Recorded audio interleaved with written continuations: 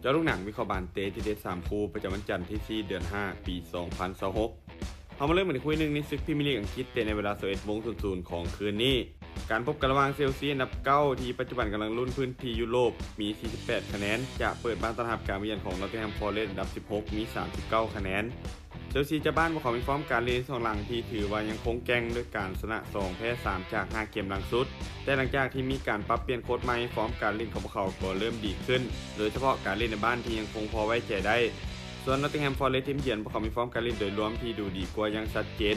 แต่คาดว่าพวกเขาอาจจะบ่เน้นหลายในเกมนี้เพราะพวกเขายังคงมีนัดตกค้างอยู่ในห้องของชนะเลิศยูโรปาลีกแข่งนัดที่2จะพบกับแอสตันวิลล่าเกมนี้ภาพรวมยังคงให้เชลซีเจ้าบ้านดูดีกว่าและมีโอกาสค่อนข้างสูงที่จะเก็บชัยชนะไปได้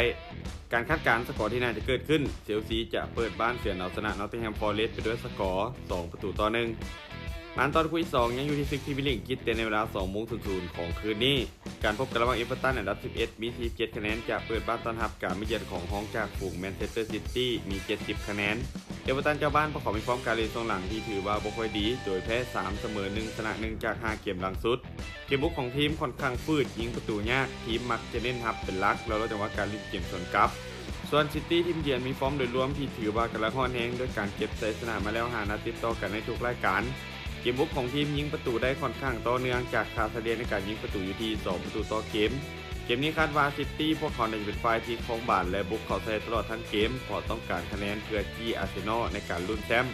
การคาดการณ์สกอร์ที่น่าจะเกิดขึ้นแมนเชสเตอร์ซิตี้จะบุกมาเอาชนะเอเวอร์ตันไปด้วยสกอร์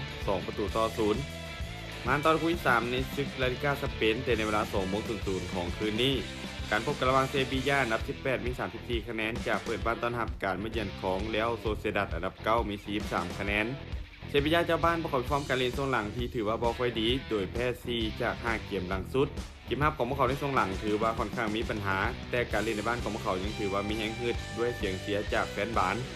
ส่วนโซเซดัดทีมเยือนมีฟอร์มการเล่นโดยรวมที่ถือว่าดูดีกว่าด้วยการชนะ2เสมอ2แพ้1จาก5เกมหลังสุดพวกเขามีจุดเด่นในการเล่นเกมรับที่ค่อนข้างเหนียวแน่นและเกมบุกก็ยิงประตูได้ค่อนข้างสม่ำเสมอจากคาซาเดียในการยิงประตูอยู่ที่ 1.6 ประตูต่อเกมแต่เบิ่งจากภาพรวมในเกมนี้แล้วค่อนข้างสูสีมีโอกาสค่อนข้างสูงที่จะจบลงด้วยผลเสมอการคาดการณ์สกอร์ที่น่าจะเกิดขึ้นเซบีย่าจะเปิดบ้านเสมอกับโซเซดัดไปด้วยสกอร์1-1สุดท้ายนี้ถ้าทุกคนสนใจแนวทางดีๆแบบนี้อย่าลืมกดไลค์กดแชร์ออกไปเพื่อเป็นแนวทางเพิ่มเติม